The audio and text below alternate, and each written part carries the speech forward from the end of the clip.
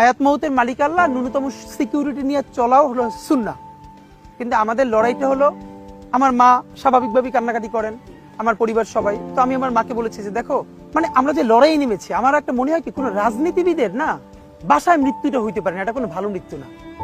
যিনি রাজনীতি করেন, যিনি লড়াই করেন, যিনি বিপ্লবী, যিনি সংগ্রামী, তার মৃত্যুটা হবে একটা সংগ্রামের মধ্য দিয়ে, একটা রাজপথে, একটা গ্লোরির মৃত্যু। আমি তো ভীষণ ভাবে প্রত্যাশা করি, আমি ছোটবেলা থেকে এই স্বপ্নটা দেখি, অনেক জায়গায় বলেছি, একটা তুমুল মিছিল হচ্ছে অন্যায়ের বিরুদ্ধে, সেই মিছিলের সামনে আমি আছি, কোনো একটা বুলেট এসে আমার বুকটা হয়তো বিদ্ধ করে দিয়েছে, এবং সেই মিছিলে আমি হাসতে হাসতে আমি শহীদ হয়ে গেছি।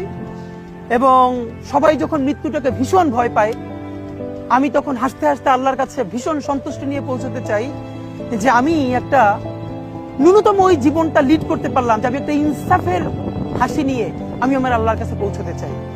সুতরাং আগামী 50 বছর বাঁচলাম, কোন ইম্প্যাক্ট তৈরি হলো না আমারে দিয়ে, দেশের জন্য, রাষ্ট্রের জন্য, উম্মার জন্য, জাতির জন্য।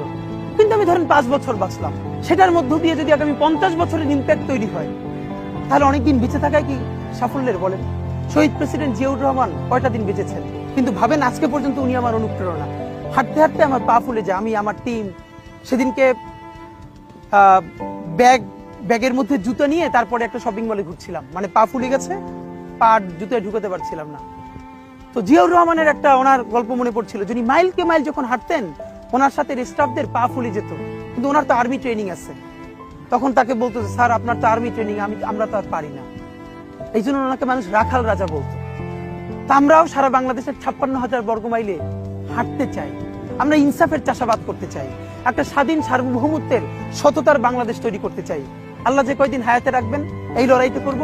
যেদিন নিয়ে যাবেন, আমি স্বপ্ন দেখে যেতে চাই, আমি আমাদের এমন টিম, আমি আমার সন্তানকে দেখে যেতে চাই, আমার মৃত্যুর পরে যেন এই লড়াই বন্ধ না হয়, এই লড়াই যেন বাংলাদেশে কিয়ামত পর্যন্ত যায়।